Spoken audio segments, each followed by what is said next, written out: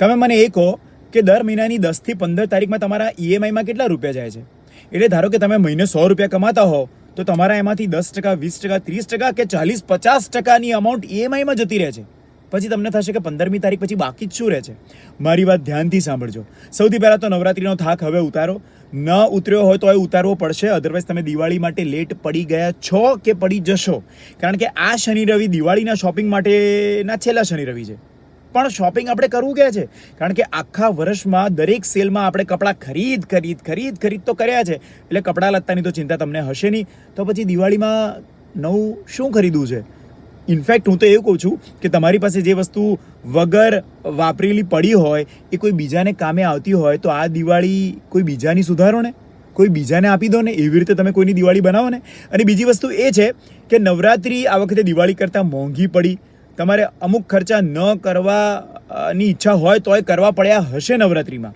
હવે આ વખતની નવરાત્રિ અને દિવાળી વધારે મોંઘી કેમ લાગશે કે કેમ લાગી? તો નવરાત્રિ અને દિવાળી બંને આખર તારીખમાં આવી છે. નવરાત્રિ 22 તારીખે અને દિવાળી 20મી તારીખે છે.